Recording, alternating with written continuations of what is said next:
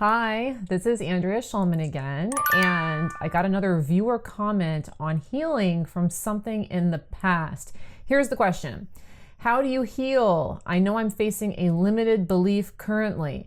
On a conscious level, I can tell the issue I'm facing, but I have no clue on how to heal or stop reacting emotionally. And I love this question, and I do have a really great solution for you, so I'm going to address it in today's quick video. But first, if you're watching this video on my website or on YouTube, please make sure to subscribe because I do put out new content on the Law of Attraction every week. Also, if you're watching this video on YouTube or Facebook, please make sure to turn on your notifications so that you see these videos when they come out. But anyways, let's go ahead and get into this question of how to heal from something that happened in the past.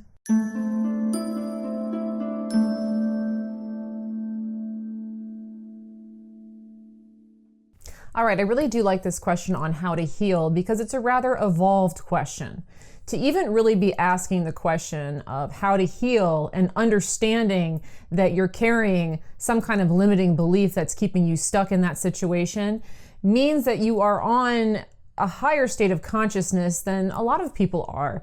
And so it is a more evolved question because the question really implies that I understand that I am the one who is creating my reality. And so it's a really great question. That being said, I understand where this question is coming from because if something happened in the past that was painful, it could have been in a relationship, it could have been a health problem, it could have been all different kinds of things, dysfunction, abuse, whatever. If something happened, we could find ourselves in this very evolved place of understanding that we are the creators of our reality and understanding that there's something going on in here that's keeping that being a persistent problem. But just understanding it doesn't really allow us to heal from the pain. So for instance, you may want to forgive somebody because you know that it's good for you, but when that person is around, you really don't feel like forgiving them. You're still upset. You're still feeling like you're in pain. And this is caused from really something that can be remedied, which is simply our reaction to what happened. Okay, so regardless of what it was, if it was a relationship, if it was abuse, if it was a health issue, if it was an illness, an injury, whatever it was, something happened in the past that caused us in that moment to feel like we were victims. It caused us to feel as if that thing or person or situation was higher on the chain than us and had the power to inflict pain on us. And back whenever that happened, we gravitated to that idea, quite naturally, all right, that we were a victim of that scenario.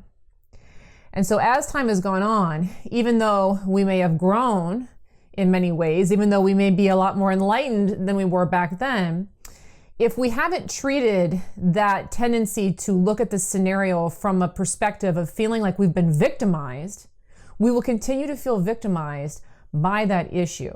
And so healing is really about, it's not really about forgiveness, if this is an issue with a person. It's more about switching over from a state of victimization to a state of feeling empowered by what happened. That's where the healing occurs. Healing occurs when you can look at a scenario that happened to you, physically, emotionally, or otherwise, and you can see it as having empowered you rather than disempowered you. As long as we look back on what happened and see it as having disempowered us, it will continue to disempower us. All right, so let me give you a quick example. And this is just a train of thought that may work for somebody out there, but everyone's situations are different. But let me just kind of play out a scenario in a way that this may work for somebody out there with a particular issue, okay? Let's say that you were abused by your father when you were a child, when you were very young, all right? And so naturally at that age, you felt like a victim.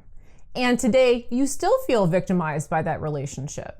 And you may want to forgive your father, but when your dad comes around, you still have that reaction. You still feel upset. You still feel hurt. You still feel violated. And intellectually, You know that you want to forgive, but you just can't seem to let go because you still feel like a victim. Now, the trick to a relationship like this would be coming to feel empowered by what happened rather than disempowered. And I know this is a very polarizing subject for some people, but that's actually exactly why I'm selecting it, because I know it is kind of charged emotionally, all right? So if you're like this person who just wrote in this question, clearly this person is someone who understands that he or she is creating his or her reality, who understands that there's consciousness going on there. So this is a person who's relatively well evolved in his or her consciousness at this point. And so a person in this situation could look back at that scenario and say, wow, that was really painful, what happened then. But if I hadn't have gone through that much pain, I probably never would have gotten on the journey of trying to figure out how to live a good life. I probably never would have gotten so inspired to really work on having the best life that I could have if I hadn't have had such a crappy life early on. And my father, he was hurting me. And I know that that comes from somebody who's in a lower vibrational state. And if I see my father today, it still looks like he's in a lower vibrational state. In fact, in this relationship with my father, it seems that he's still stuck in that place. And yet I have managed to find my way into the light more and more and more. It all started because of this relationship that I had early on with my father. And while I have really journeyed into more and more empowerment, I can see that he never did. And so in a way, I've benefited from his suffering.